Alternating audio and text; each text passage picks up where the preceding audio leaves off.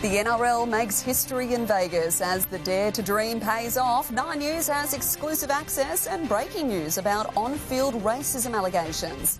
Plus, meet the local fans making the ultimate commitment to their team. Home invasion fight back as Southeast father catches a repeat teen offender in the act.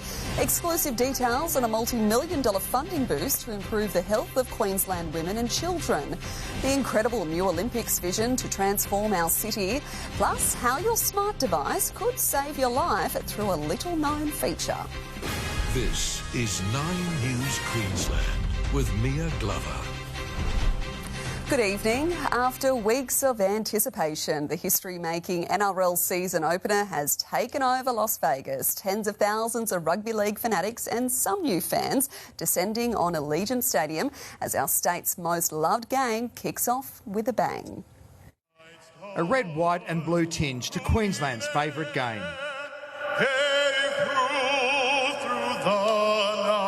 The first time NRL premiership points were up for grabs outside Australia or New Zealand, and any Americans tuning in would have seen something special. Tupou can't get there, Walsh! But in a stadium packed with over 40,000 fans, it was mostly Aussies enjoying the show.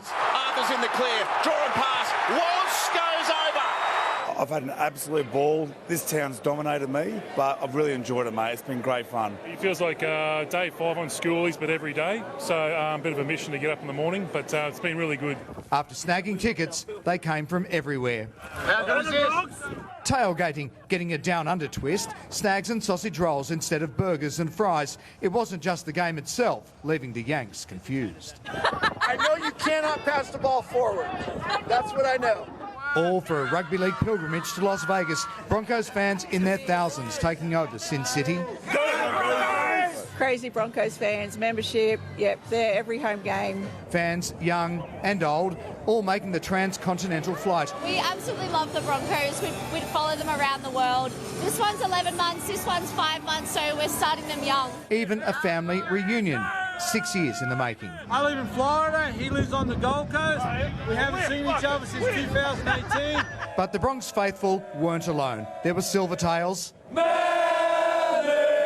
the Tricolours and more than one random South Sky. Even Queensland's newest side drinking in the festive atmosphere. Walking the streets, seeing people in their jerseys, it's exciting for the game. No wonder the current big boss was a man content as the VIB, very important bus, arrived with police escort. Everywhere I went today, I ran into an Australian and they're having the time of their lives. And with entertainment like this. Dummies, runs, links up with Radley and probably wins the game for the Roosters. There's plenty of reason to believe it'll be bigger and better next year. Do the Broncos need to come back every year or do we share it around? Well, you got to have the best of the best. I probably have to share it around, and I probably won't be able to afford to come back every year, mate. Well, only 9 News has exclusive access inside Allegiant Stadium tonight, where Jonathan Uptin and Ben Dobbin are live for us. Jono, evening to you. There's been an ugly postscript to tonight's match, though. Sadly, Mia, it has taken some of the gloss off what has been a truly remarkable event. Ben Dobbin, it's a serious issue, this one, involving Ezra Mam and allegations of racism. Yeah, it really is, and this happened in the second half. Ezra Mam has made an allegation against the Roosters forward Spencer Leniu that he was racially vilified on the field. He obviously made the complaint to the referee. He was put on report, and now the NRL are investigating it. Ezra, visibly upset, left the field straight away at the conclusion of the match, and I've spoken to Broncos officials. They believe he was in the change rooms, physically upset, crying in the change rooms. This has really affected him. Obviously, there's a lot more to play out in this, and I know we've spoken to some Broncos players as well, which we'll have in sport, but the NRL are now in control of this investigation, and in the coming days, hopefully this can get stamped out. Not a good look on what has been a wonderful match and a wonderful week. Yeah, such a sad postscript to this because everything else has been fantastic. Mia, I'll have that and much more coming up later in sport. Thank you for that. We'll see you then. And celebrations also turning ugly in the stands, with 2 fans coming to blows, one requiring medical attention after he was struck twice in the face by another fan. An investigation into the incident is underway.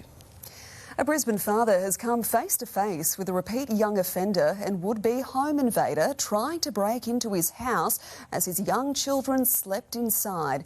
The Alexandra Hills man confronting the teenager, managing to prevent him from fleeing until police arrived.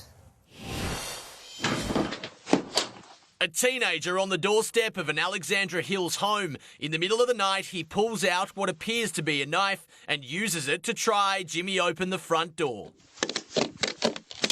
Police say this boy is part of a group of teens responsible for a crime spree across Brisbane's Bayside, accused of attempting to break into multiple houses, including Dave Smedley's. Door was rattling pretty violently, so I've woken up. First thought, obviously, was to make sure the kids are safe. All while his wife and 3 children slept just metres away. I've got them into a room, locked up the door. Pretty angry about it now, actually, that I've had a bit of time to think about it. The adrenaline's still running a little bit. These teenagers caught on camera wielding a machete at Cleveland just 3 days ago. Police now investigating whether it's this same group who struck again last night. Dave said the prospect the intruder could have been armed didn't stop him. I've opened up the door. He's taken a couple of stepwards back, and I just sort of said to him in no uncertain terms, take another step, mate, and you're going to be ingrained on this driveway here. So he didn't move. Keeping the intruder at bay. They've gotten away with it too much, so enough's enough. And yeah, he wasn't going anywhere. Until police arrived minutes later. He's straight out of the car, put the spotlights on him, put the handcuffs around him, and took him over to the wagon for questioning. 9 News can reveal the 17-year-old police believe was involved is a repeat offender. He was arrested and charged overnight, and he'll be before a magistrate on April 19. Dave says his only regret, not having security cameras installed, fixing that this afternoon. Hopefully next time we'll be able to catch them out with this security camera. Bailey Kenzie, 9 News. 9 News has exclusive details tonight on the state government's multi-million-dollar plan to improve healthcare for women and children right across Queensland. Reporter Kate Lamb joins me now in studio. Kate, evening to you. How will the money be spent? Well, Mia, 9 News can exclusively reveal that the state government plans to spend almost $250 million on 34 new initiatives after it heard from around 12,000 Queenslanders about the issues and barriers women and children face in our health system. Almost $27 million will be put towards boosting the number of social workers providing mental health and counselling services, because there was around 70% of those surveyed saying mental health is among their top 3 issues. Another $10 million will go to opening a free walk-in women's health hub in the far north. Now, that is in addition to 4 new walk-in clinics that the government announced today as part of a $47 million investment, with the services to be set up in shopping centres close to public transport so that specialist maternal and child health nurses can be accessed for free without an appointment. We know that these clinics work. They have worked in the ACT and Tasmania, and more broadly we know that this access to free healthcare for women and children and their families will go a long way to reducing waits in emergency departments. We need a mix of centres here in the southeast and in regional Queensland. So we'll be working with health clinicians across the state. Where are the biggest gaps and where should people really need access? Now, of course, the LNP support more services for women and girls right across Queensland. The issue, though, for the Labor Party is that they have been closing maternity services across Queensland. Now, the exact locations for the walk-in clinics have not been locked in. Despite that, Mia, the government's hoping they'll be up and running in 6 months. Here's hoping. Kate, thank you. Well, mystery surrounds the death of a Toowoomba woman. Police now appealing for the public's help to find out what happened to 55-year-old Leanne Falkingham, who was found dead in the front yard of her Harristown home yesterday afternoon. We're unsure if it is a suspicious or non-suspicious death. The post-mortem examination will obviously give us more information. With any deceased person, families want answers. Anyone with CCTV or dashcam footage around Buckland Street yesterday should contact police. An 83-year-old woman remains in a critical condition tonight after she was struck by a vehicle in Tugun. Emergency services were called to the scene just after 7 p.m. last night when she was hit by a black Mazda 3. A 30-year-old driver allegedly left the scene but was located by police a short time later and is now assisting them with their inquiries. Labor has won the Dunley by-election, justifying the Prime Minister's changes to tax cuts and consigning Peter Dutton to another defeat. Votes are still being counted tonight, but the swing is to the Liberal Party, as voters make it very clear the number one issue in the community is still cost of living. Sipping on success. The Prime Minister and Jody Bellier after a bruising by-election win. The hard work starts now, and the hard work of our government will continue. Last night, I'm a mum from Frankston with 2 dogs and a mortgage, and I'm going to be your member for Dunley. Jody Bellier winning the seat with 52.7% of the two-party vote. A 3.6% swing against the government, with votes still being counted. If replicated nationally, 11 seats would be lost. That puts Anthony Albanese in the Labor government into minority government, or possibly could put us back in power. Nathan Conroy defeated, but about to be a dad again. Just before I came up on the stage, my wife whispered in my ear that we are having our second child. Liberal sources say he's already being sounded out for another run. 6.3% is not a marginal seat, but by hell, it's a marginal seat now. So congratulations. I think Peter Dutton can take a lot out of this. This is game on. This is really game on. As counting continued, some of the bigger swings in booths where voters were doing it tough. The message is, if you get it wrong on cost of living, it could cost you government. With job now done here in Dunley, attention will move to the federal budget. I've already foreshadowed that we'll have more measures in the budget. We work each and every day to do more. Well, it'll be a big part of the budget. You know, that is the biggest issue in the country at the moment. It's what all Australians are focused on, and it's what we're focused on as well. We go to bed every night, and we'll do so from here on in, thinking about how we can improve Australians' lives, how we can make the family budget better. Charles Croucher, 9 News. And the polls open tomorrow for early voting in Queensland's local government and 2 state by-elections. Around 45% of voters are expected to make their pick on a ballot paper in the next 2 weeks, ahead of polling day on March 16. Voting is compulsory, with the only exception being if candidates are running unopposed. The fine for not voting is $77. The United States has airdropped food into Gaza for the first time as the humanitarian crisis there worsens. The move is tonight being seen as a last resort by increasingly frustrated US officials, with time running out for a ceasefire deal to be struck. On board a US military aircraft, pallets of humanitarian aid are packed, placed onto tracks and pushed into place. The carefully orchestrated mission begins. 3 C-130 Hercules take off, bound for Gaza. Once high above the enclave, the pallets are released. 66 all up, carrying 38,000 ready-to-eat meals. Parachutes helping guide them towards the coastline. It's the first round of humanitarian airdrops by the US Air Force. On the ground, screams as they pass overhead. More drops will follow. It's welcomed, but it doesn't come close to what's needed. The UN says a quarter of Gaza's 2.3 million people are starving. At least 115 now confirmed dead when crowds swarmed trucks on Thursday. Israeli forces have been accused of opening fire. These events cannot be allowed to go on. We need to have safe, secure passage throughout Gaza. Despite the airdrops, air strikes continue. Many killed and dozens injured in Rafah, according to Gaza's health ministry. The area surrounding the Emirati hospital was targeted, this man says. Pressure for a ceasefire agreement ahead of Ramadan beginning on March 10th grows by the day. It's understood the framework for a 6-week ceasefire has been accepted, but sticking points remain. We're still working real hard at it, not there yet. What is the biggest hold-up right now?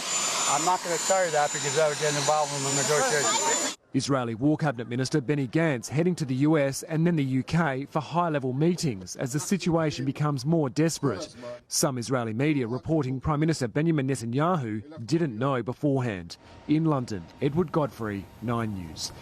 Back home now, and hundreds of pro-Palestine protesters have rallied in Brisbane CBD today. They gathered in King George Square for speeches before marching through city streets, calling for a ceasefire deal to be struck. A man has been charged with deprivation of liberty, accused of holding a woman against her will in Toowoomba overnight. The 36-year-old woman was at a CBD venue before getting into what she believed to be a rideshare vehicle. Police say the 24-year-old male driver drove her to a Newtown address and took her into a structure on the property. The woman was able to contact a friend who alerted police. Officers arriving a short time later and arresting the man. The woman was taken to Toowoomba Base Hospital for assessment. Mardi Gras was always going to be tinged with sadness after the deaths of Jessica Baird and Luke Davies. But Oxford Street in Sydney sparkled with every colour of the rainbow last night as thousands celebrated. It started on the tray of a ute in 1978, a movement not just surviving but thriving through the decades. The original movers and shakers, pride of place. We've come a long way and I'm really pleased about that. Hand in hand with the next generation. A collective sense of pride shining brighter than any float, dress or tiara.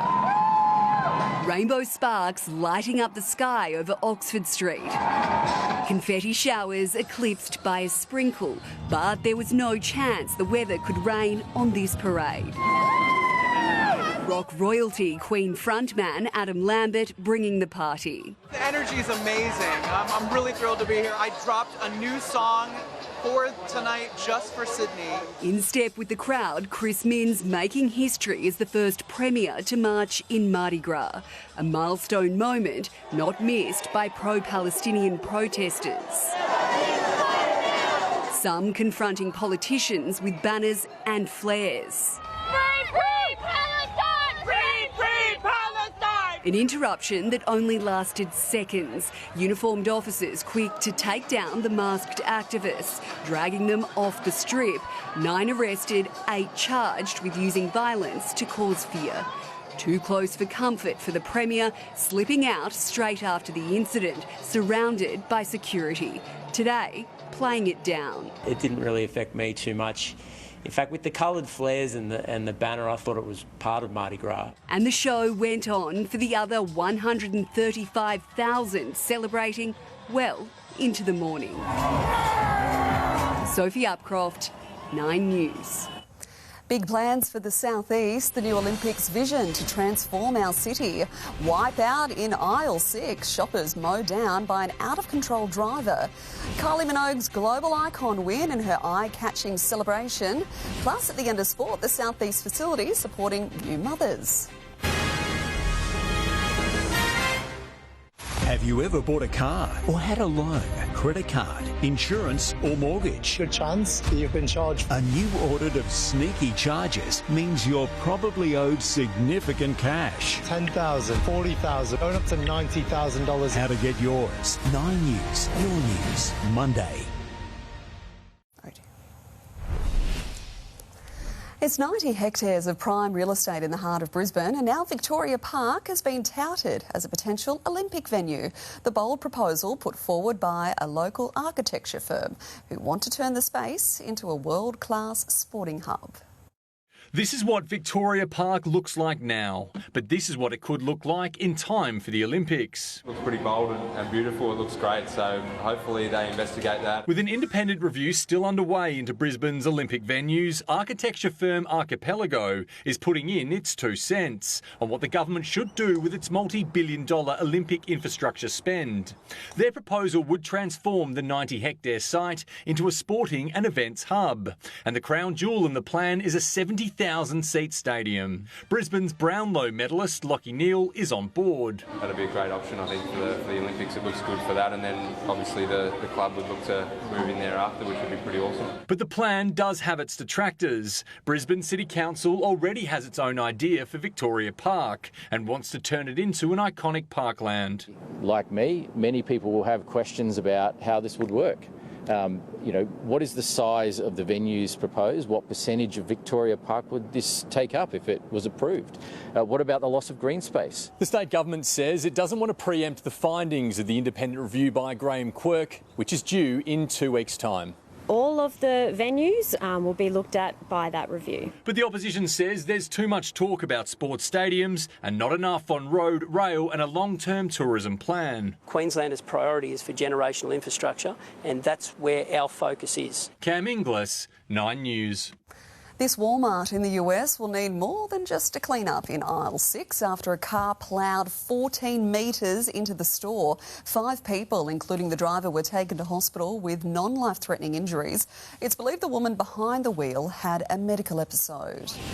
Now, Queen of Pop, Kylie Minogue, has taken an Aussie tradition to the UK, performing a shoey from a stiletto at the Brit Awards.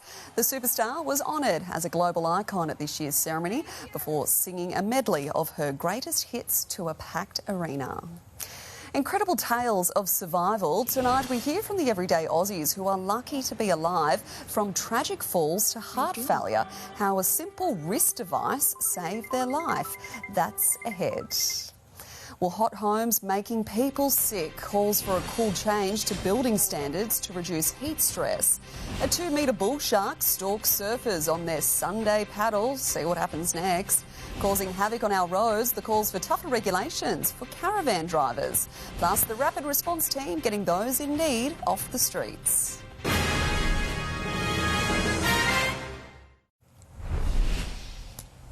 A bull shark has been spotted very close to surfers this morning at Angels Beach near Ballina in northern New South Wales. The drone operator who saw the 2-metre shark told 9 News it was swimming much closer to surfers than usual.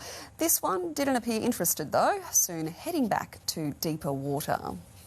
It's the age-old debate of whether caravan drivers should be required to hold special licences.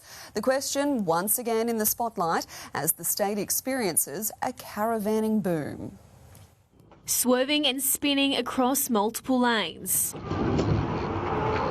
It's an all too common sight, out-of-control caravans causing havoc on our roads. If the weights are wrong and they start to sway, it can be all over, as in rolled over, within 7 seconds of it starting. 3.5 tonnes going to push our car around everywhere. As caravan popularity continues to climb, there are renewed calls from some in the industry for owners to acquire special licences. It's a bit of a mixed one as to whether you should or shouldn't, but definitely education is the way to go. Some industry leaders saying it's unnecessary. As an industry, we think the current licensing arrangements are comprehensive. They already cover weight and dimensions as well, and we think that's more than enough when it comes to actual licences. Instead, calling for accredited driving courses to be required to pass the towing test. It's far better to educate and make people aware of what they need to be doing to remain on the road safely, and there's plenty of courses available. Queensland is #1 for caravanning in the country, with ownership surging throughout the pandemic, and it's clear to see why. Oh, most definitely increase in caravanning. Obviously, we saw what COVID did because we couldn't travel in and out of the mode. We've got over 240,000 registered in the state alone. We're about 26% of the market nationally. With the Easter break just around the corner, Queenslanders can expect to see a rush on our roads. Holidaymakers are urged to invest in a refresher course and adequately strap down their load before hitting the open road. McKenna Bailey, 9 News. More Queenslanders are falling victim to the state's housing crisis, but a rapid response unit deployed to Brisbane's inner city is helping hundreds of rough sleepers into homes and cleaning up our streets. The initiative proving so successful, the government's now rolling it out statewide.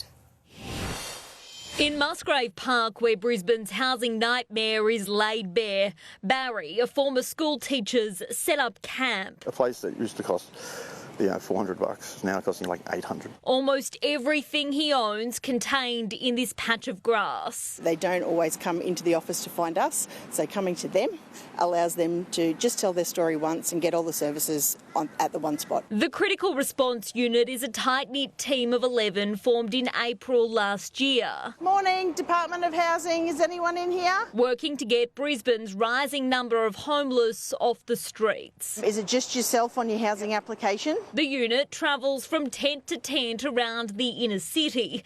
James O'Brien oversees the team. People that wouldn't traditionally experience housing issues and homelessness are now victims of this. We are seeing people at work You know, they have jobs, but rents are incredibly high, so they fall out of the private rental market. A simple idea getting strong results, putting a roof over the heads of more than 450 people in Brisbane in less than a year. The homelessness crisis isn't confined to Brisbane City, it's deepening statewide. Recruitment is now underway to establish critical response teams in regional Queensland. There's less access to the amount of hotels and motels. That's why we think we need dedicated teams to have a really place-based response to some of the experiences of regional Queenslanders, and so we're expanding it to 16 regions in Queensland. Abby Guerin, 9 News.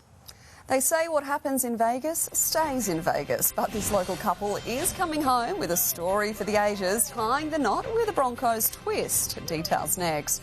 The little-known smart device feature that can save your life. And thousands across the southeast pull on their gloves to clean up Australia.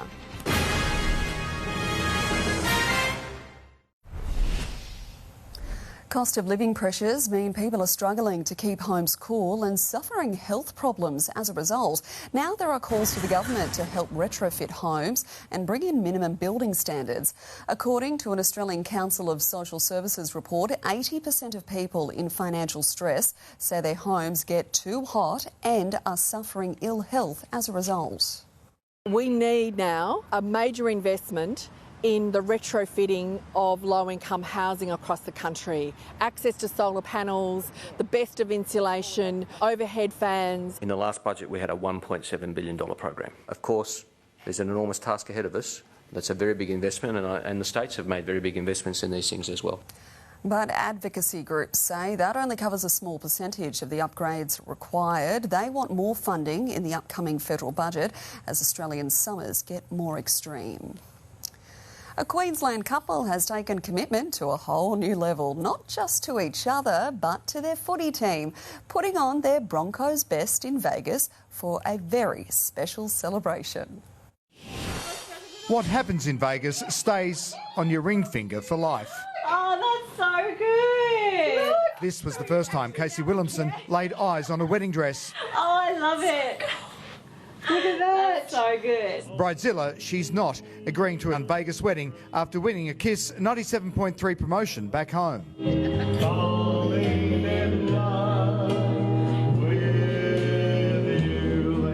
Casey first locked eyes with concreter Brad Kohler at a poker tournament at a pub in the Redlands. What better place to seal their union than Vegas and the famed Little White Chapel. In the same spot with the likes of Frank Sinatra and Britney Spears have shared vows, the Broncos fanatics upgraded to the pink Cadillac Elvis package. Hold me tender.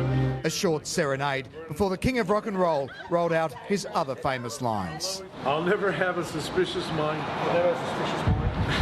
And I'll always be your hunka burning love.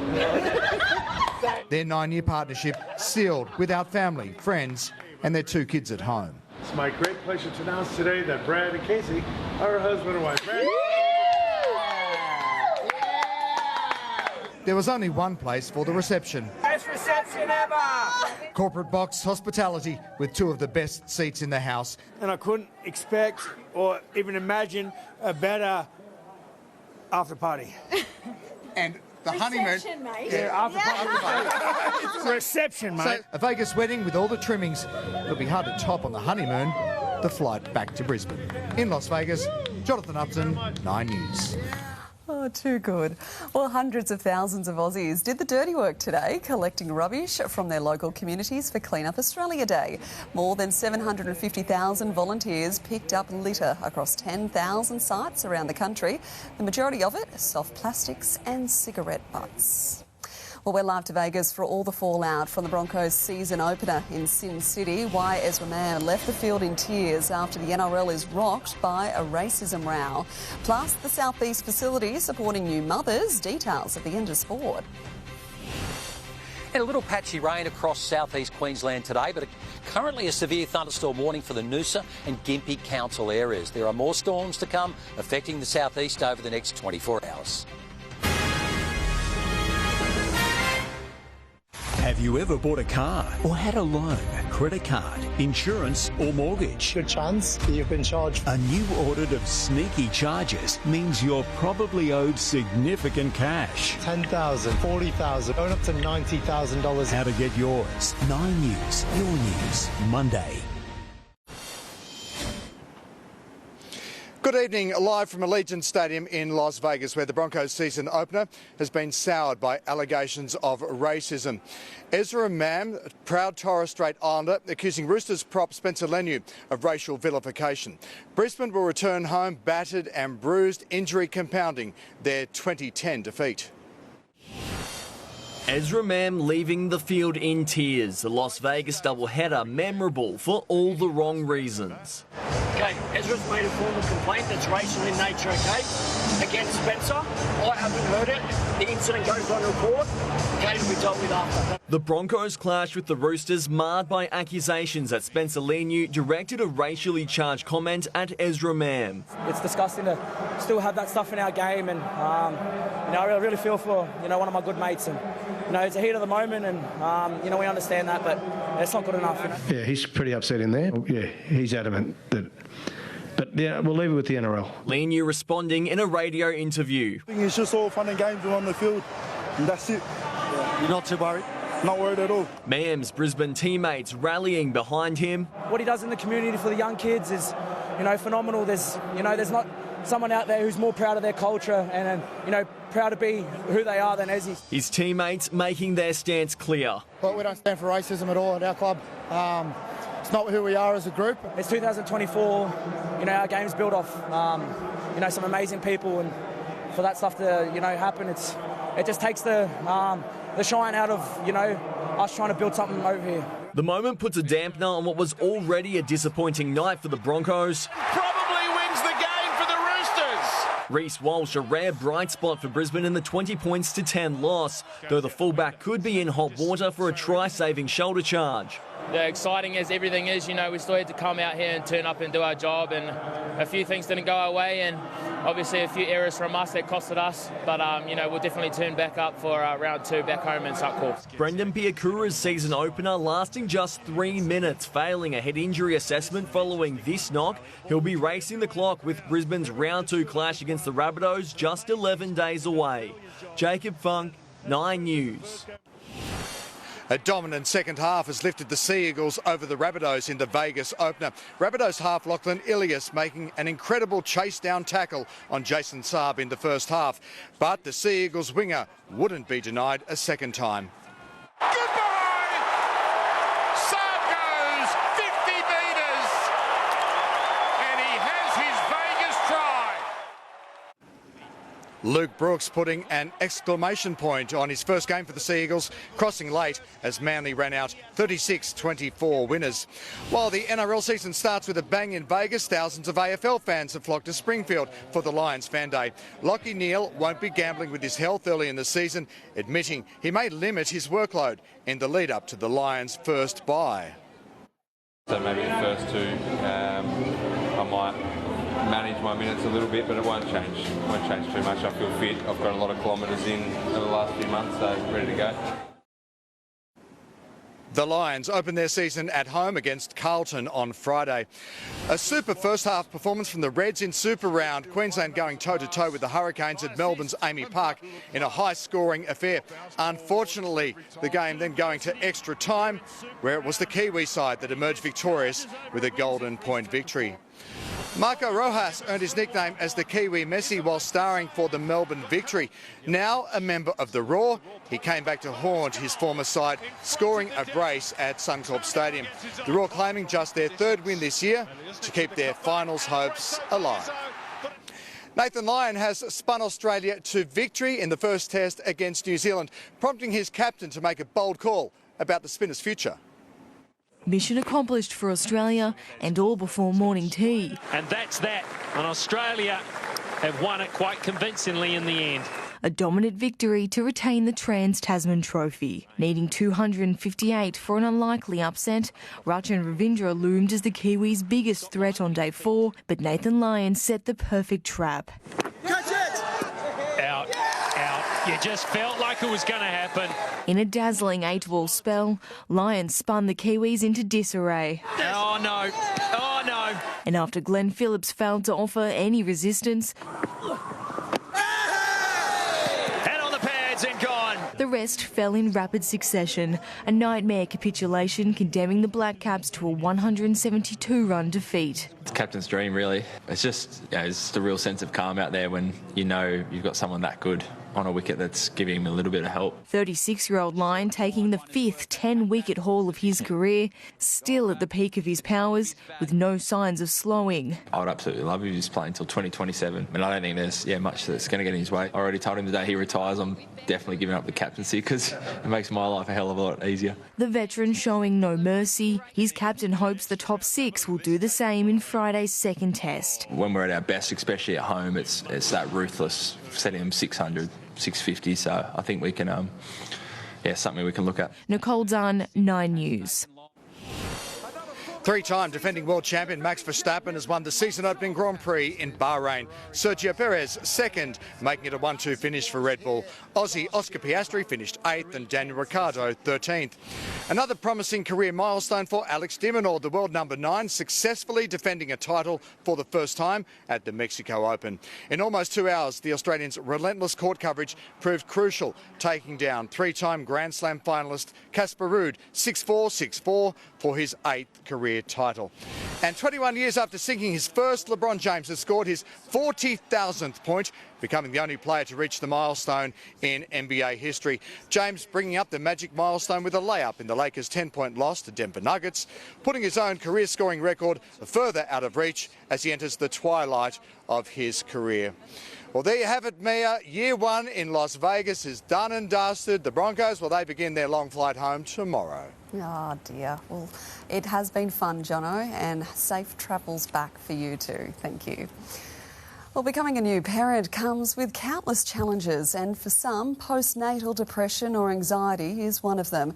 The Marta Foundation's providing much needed support with a specialised facility called Catherine's House. For new mum Tegan, adjusting to life after having babies didn't go as planned. We were getting no sleep, but it felt okay and manageable, and then it started to, I guess, not feel manageable. Soon she realised something wasn't right. I was getting really anxious and overwhelmed over everything and just felt like I was stuck. She got help straight away and was admitted to Catherine's House, a specialist inpatient unit at the Marta Mothers Hospital, helping new parents going through postnatal depression. We provide a range of different clinical programs, from outpatient community programs right through to our inpatient beds and also day programs. The parents receive support for every aspect of the journey. I meet with them in a non-clinical capacity and just help identify their strengths in the moments where all seems lost. With 1 in 5 mums and 1 in 10 dads experiencing postnatal depression or anxiety, the work done here helps respond to that unmet need in the community. It's now been more than 1 year since Catherine's House opened, and already more than 80 new mothers have received specialist inpatient perinatal care. The sanctuary has been made possible through government funding and public donations. Next month, the Channel 9 telethon will support the Marta Little Miracles cause so it can continue to help babies and their parents through tough times. It's really turned something that was so horrible for me into some of the most meaningful work that I do. Imogen Brooks, 9 News.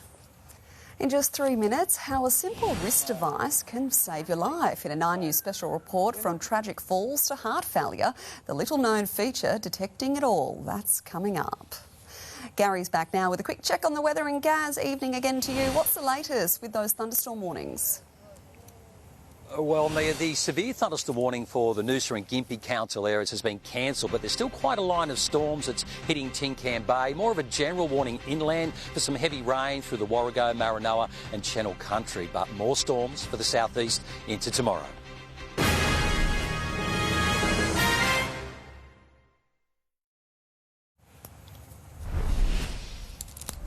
A cyclist who was knocked out by a kangaroo says his smartwatch saved his life. A little-known feature in the rider's Apple Watch detected his fall, then sent a text to his wife and dialed 000.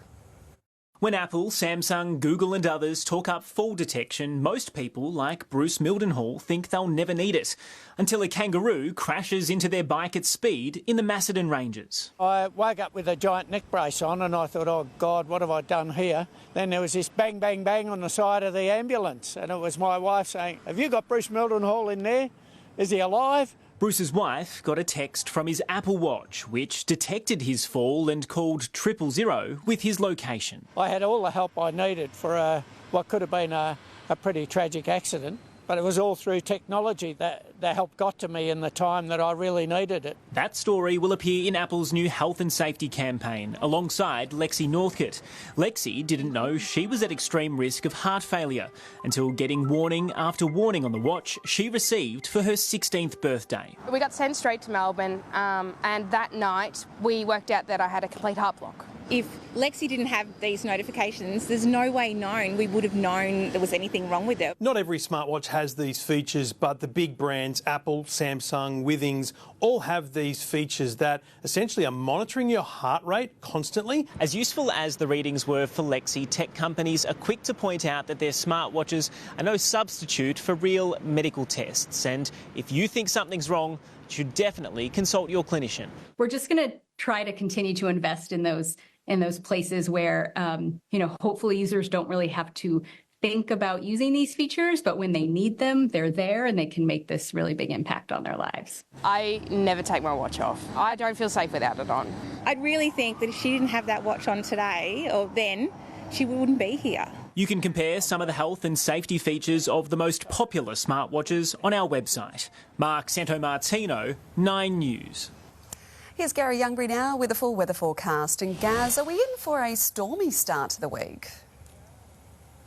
I'm afraid so, Mia. Starting this evening as well through Queensland's southern interior. But here in the southeast, any time from late morning, we're likely to see some storms. Showers will start earlier and we could be in for some heavy falls tomorrow, and the storms will make their way further north, reaching the Wide Bay and Burnett towards the afternoon. Let's have a look at the radar and see how your Sunday unfolded under that cloud cover. A little bit of patchy rain around the Gold Coast area, slightly heavier this afternoon on the Sunshine Coast, and you should be looking at that sort of volatile line of storms up around or north of Noosa, which should head offshore in the next half an hour. A quick look at temperatures now over southeast Queensland, and it was quite warm to start Sunday due to the cloud cover. Brisbane only dropping to 24.3 as the low at 5:20 this morning.